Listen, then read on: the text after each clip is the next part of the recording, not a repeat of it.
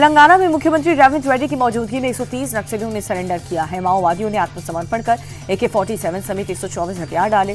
Surrender करने वाले नक्सलियों में 125 छत्तीसगढ़, 4 तेलंगाना, 1 आंध्र प्रदेश के। तेलंगाना सरकार के DGP ने दावा किया है कि सरेंडर के बाद प्रदेश से नक्सली समितियां खत्म होंगी। केंद्र सरकार का कहना यह है कि 31 मार्च तक देश से नक्सलवाद पूरी तरह से खत्म हो जाएगा। तमिलनाडु में विधानसभा चुनाव के लिए DMK कांग्रेस में सीट बंटवारे पर मुहर लग गई है। DMK ने कांग्रेस को 28 सीटें दी हैं। इसके अलावा एक राज्यसभा सीट भी दी है और ये फैसला मुख्यमंत्री M.K. स्टालिन और तमिलनाडु कांग्रेस कमेटी के अध्यक्ष के बीच हुई बैठक में लिया गया। पार्टी सूत्रों के मुताबिक सीट शेयरिंग को लेकर कांग्रेस और DMK का गठबंधन टूटने की कगार पर पहुंच गया था, लेकिन P. चिदम्बरम ने स्टालिन से मुलाकात की और लंबी बातचीत के बाद बात बन गई।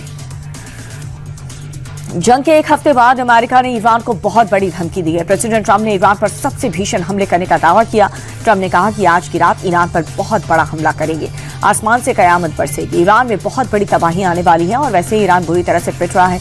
आज के हमले में कई लोगों को जान भी जा सकती है, लेकिन इस अटैक से ईरान की हनक काबू में आ जाएगी।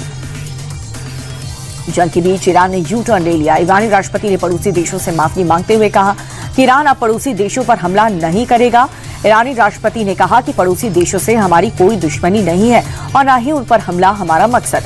ईरानी राष्ट्रपति ने ट्रंप की सरेंडर वाली धमकी पर पलटवार करते हुए कहा कि जो ट्रंप सोच रहे हैं वो सपने में भी पूरा नहीं होगा। ईरान किसी भी कीमत पर सरेंडर नहीं करेगा। मिडिल ईस्ट के देशों से ईरान के माफी मांगने पर अमेरिकी राष्ट्रपति ट्रंप ने बहुत बड़ा दावा किया। ट्रंप ने कहा कि बुरी तरह से पिटने के बाद ईरान ने घुटने टेक दिए। अमेरिका और इजरायल के ताबड़तोड़ हमलों की वजह से ही ईरान ने सरेंडर किया। मिडिल ईस्ट पर कब्जा करने की उसकी मंशा कभी कामयाब नहीं होगी। ट्रंप ने कहा कि ईरान अब मिडिल ईस्ट का दादा नहीं, लूजर कहलाएगा।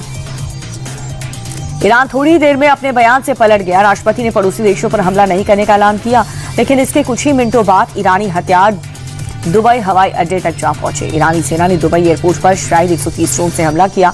अटैक के बाद एयरपोर्ट पर अफरा तफरी मच गई और सभी फ्लाइट्स को कैंसिल कर दिया गया।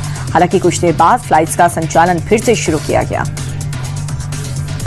ईरानी सेना ने UAE पर हमले की बारिश कर दी, मगर एक भी निशान कामयाब नहीं हो सका। UAE एयर डिफेंस सिस्टम ने ईरानी हमलों को नाकाम कर दिया। 16 बैलिस्टिक मिसाइल में से 15 को नष्ट कर दिया गया, जबकि एक समंदर में जो गिरी। आज ही के दिन 121 ईरानी ड्रोन की पहचान हुई, जिनमें से 119 को इंटरसेप्ट कर लिया गया। हालांकि 2 ड्रोन देश के रिहायशी इलाकों में गिरे हैं, जिससे मामूली सा नुकसान हुआ। स्ट्रेट ऑफ हॉर्मुज के बंद होने से भारत को कोई नुकसान नहीं होगा। सरकारी सूत्रों ने एक बार फिर से ये कहा कि भारत के पास पर्याप्त मात्रा में तेल गैस का भंडार मौजूद है। केंद्र सरकार ने स्ट्रेट ऑफ हॉर्मुज की जगह बाकी सोर्स से खपत को 70% तक बढ़ा दिया। सरकार ने एक बार फिर से लोगों को आश्वस्त दिया पेट्रोल डीजल के दाम नहीं बढ़ेंगे। सूत्रों की माने तो स्ट्रेट ऑफ हॉर्मुज में जहाजों की आवाजाही भी मामूली तौर पर शुरू हो गई है।